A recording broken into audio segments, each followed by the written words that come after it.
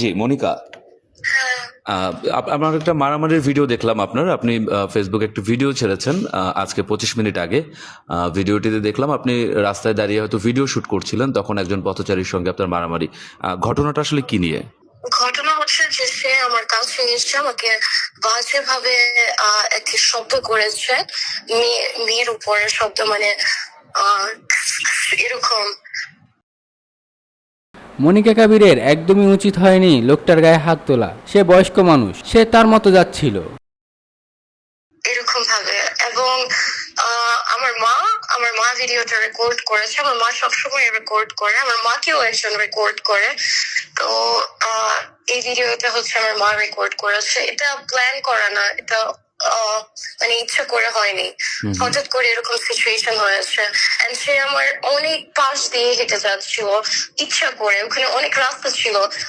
ভিডিওতে দেখা যাচ্ছে যে আমি তাকে ধাক্কা দেওয়ার পর সে অনেক জায়গা দূর হয়ে মানে মানে মানে পড়ে যায় না, সরে যায়। তবে সরে যাওয়ার রাস্তা থাকার থেকেছে, যেহেতু তার হাতের জায়গাও থেকেছে। তবে সে আমার অনেক বাংলাদেশ তো আর ইউরোপ আমেরিকার মতো দেশ নয় যে এখানে এরকম খোলামেলা থাকলে কেউ তার দিকে তাকাবে না। দেশের প্রেক্ষাপটে সবার তাকানোটাই এটা হচ্ছে নর্মাল বিষয়। পাশ দিয়ে যাওয়ার সময় বাজে কমেন্ট করে। ওকে, এরপরে পুলিশে দেওয়া হয়েছে কিনা, বা ওখানকার যারা স্থানীয় ছিলেন তারা কোনো কিছু বলেছেন কিনা? আমার শুটের যে মানুষরা ছিল, লিরা ইম্পোর্টার, তারা তাকে ধরেছে। তারপর শুটের পর ধরে আমি জানি না কি হয়েছে, কারণ আমি বাসায় চলে যাই, আমার অনেক শরীর খারাপ থাকে। ওকে, উনি আসলে কি ধরনের মন্তব্য করেছেন আপনাকে, আর এটা যদি একটু বলেন আর কি।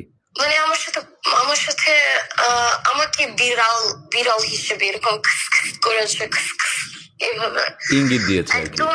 হ্যাঁ, একদম কাছে এসে তারপর আমার শরীরের সাথে তার হাত লাগে, তার ব্যাগ লাগে, দেখা যায়। So yeah, এরকম। Okay, thank you Monika. You're welcome. এ বিষয়ে মনিকা কাবির আরেকও কিছু কথা বলেছেন, চলুন আমরা শুনে আসি। আর আমি বাংলাদেশের বিরোধী না, আমি বাংলাদেশের সঙ্গে সবসময়।